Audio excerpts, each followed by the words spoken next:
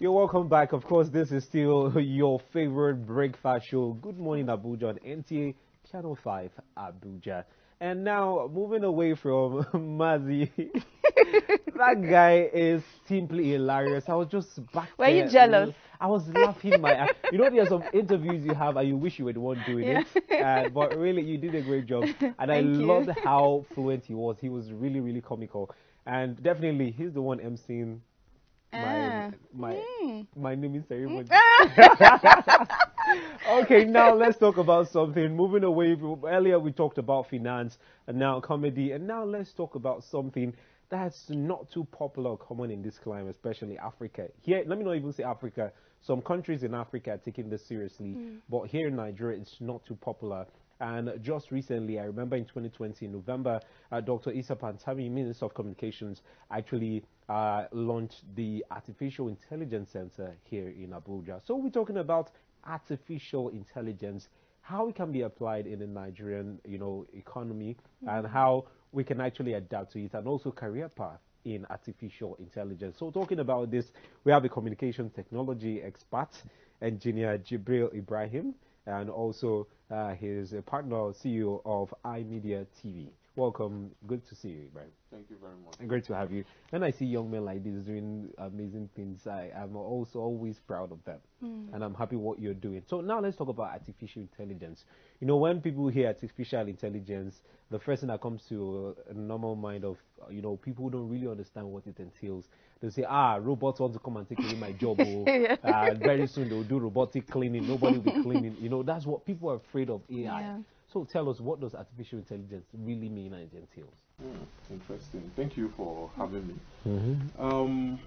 Artificial intelligence is more of the brain than the hands.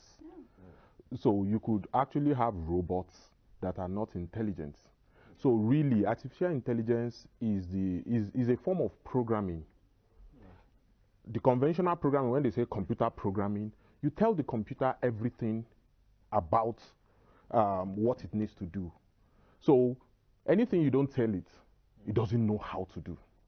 Now with artificial intelligence, when you now program for artificial intelligence, you are teaching the computer how to learn, not what to do. You don't with artificial intelligence at the beginning, when you first finish a normal computer program and an artificial intelligence program, the normal computer program is even more intelligent, it's more useful. The artificial intelligence is like a baby. His brain is ready to learn. So that's why it needs a lot of information. So when you born a baby and it's interacting with the environment, later it starts knowing this is mommy. Okay, this is the shape of mommy. This is daddy. By himself, he starts learning the next person is not mommy, it's somebody else. You don't need to start telling him, this is your mommy from today on, this is your daddy from today on. He starts learning by himself. So taking that model of learning into computers is what artificial intelligence aims to do. You program minimal, and the algorithm, the computer starts learning by itself, needing a lot of data. So now with the advent of things like internet and then things like smartphones, so many things that are capturing a lot of data. Your phone is always recording everywhere you go. Imagine since you've had a phone, a smartphone, everywhere you go has been stored. Everywhere everybody goes in Abuja is stored somewhere. It's a lot of data. That is the fuel for artificial intelligence. The more an artificial intelligence software gets data, the more it's like, yes. If they say, who is likely to go to Millennium Park? You can pull them down, pam, pam, pam, pam, pam. These people are the people that are likely to go to Millennium. So it becomes intelligent. Nobody told it that. Because the normal learning process, the typical human learning process, is being trained onto computers.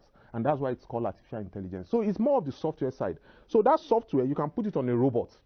And a robot starts recognizing things. It starts, when he wants to go down these steps, he sees these steps and it's be like, okay, let me be careful here. Okay, he sees these people and he says, okay, this is this person and that is that person. Because it's able to learn by itself. The more it gets data. The more it gets data, you can say, okay, all Nigerians are like this. All Yorubas in Nigeria are like this, without being told specifically.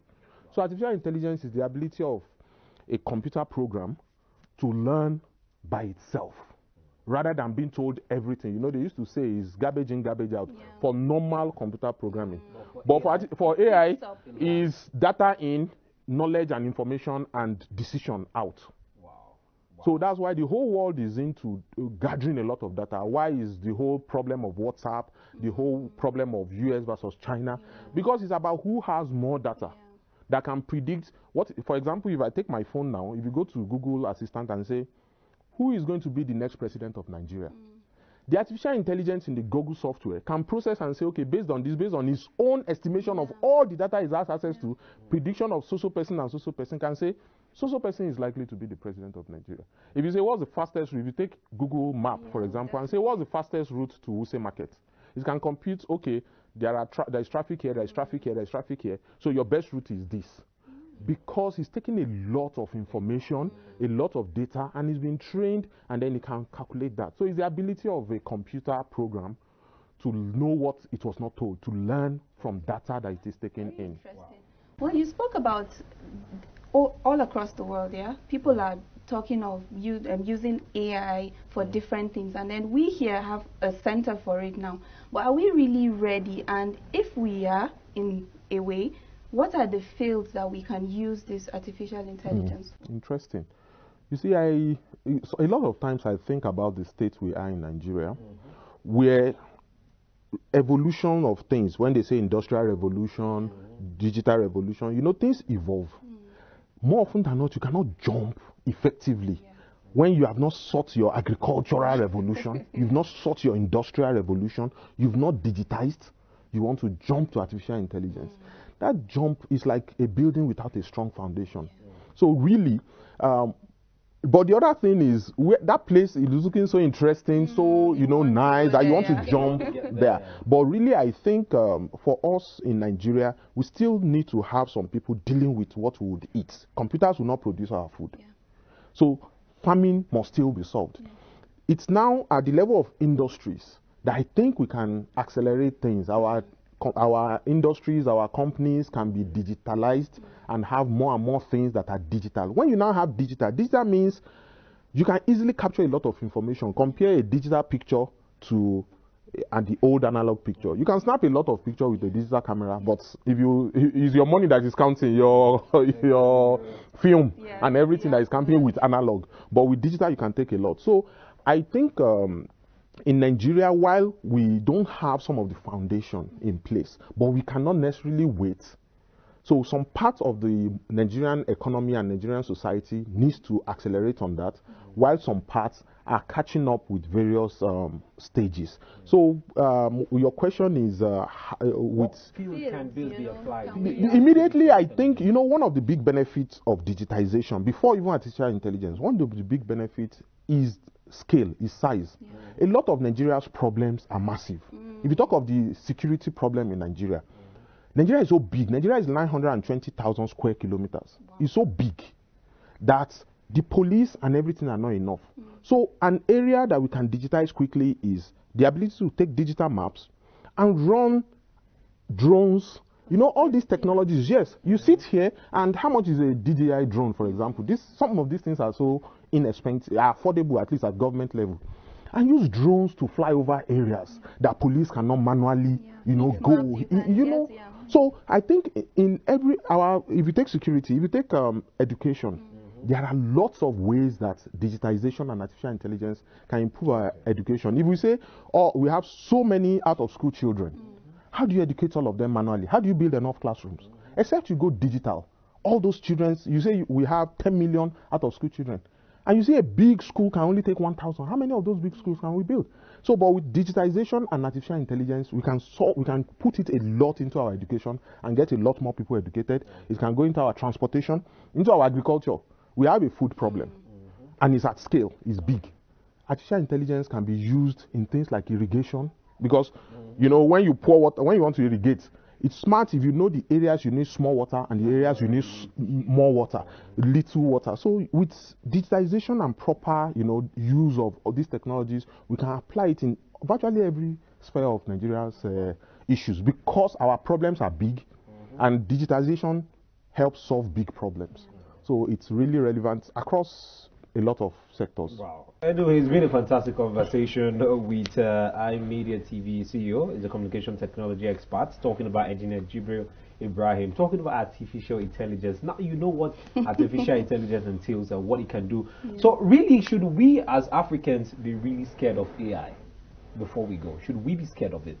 Because one, a lot of people will be, there'll be so many, some people are saying there'll be so many job displacements, Yeah. machines and technology will start doing things that we usually or regularly would do manually. We've seen so many banks now revolutionary, there's revolutionary changes happening in banks where people are no longer needed. Computers, one software can do what 10 people would have done in the banking system. Now talking about, other aspects, the other day I saw a video at an airport, international airport in London. A video was showing a cleaner standing watching a machine cleaning. Yeah. So these are things a lot of people are afraid for. So now, talking about it, should Nigerians be afraid? And if truly artificial intelligence are going to displace a lot of people, what should we start doing? Well, I think the truth is there will be a lot of job displacement. And when that happens, our ability to, when a door shuts, a door opens. Our ability to swing to the new set of open doors will be the only way out. We don't even have, as Africa, we don't have option of not moving forward. A lot of the problems that are coming onto us would require digitization and artificial intelligence. We just don't have options. It's like cars are coming and you say you keep riding horses. It won't just work. So your first question, should we? We don't have choice. We have to, and we have to lead. Now, the advantage is when you lead, when you know what you are getting into, you'll be able to look at it and take precautions. But when somebody else did it and they are just bringing it for you, they know the consequences, they know the things they have taken, and then you will suffer it. So I will say that it will displace jobs, and then we should, innovate, look for what to do, how to supervise those jobs and the new ones that we're creating. For example, I think for Nigeria, we need to look at our teacher institute. If our teachers cannot teach, the current teachers in schools, universities, and even government ministries are not aware of these things. So I think one of the first places to start serious education and training will be the Teachers Institute. Oh, okay. Amazing. Thank you so much, Jibril Ibrahim, for coming. Wow. And hopefully artificial intelligence doesn't get to displace you. And even if it gets to displace you, start looking for opportunities in these fields. Yeah. So when it happens, you're not caught unawares. You get never to be caught on fresh. That's the word. Thank you so much, Jibril, for You're coming. welcome. Thank you for coming. All right. Thank you, man. Thank you. All right. And now this is still Good Morning Abuja. Now let's go check out Sports Titbit.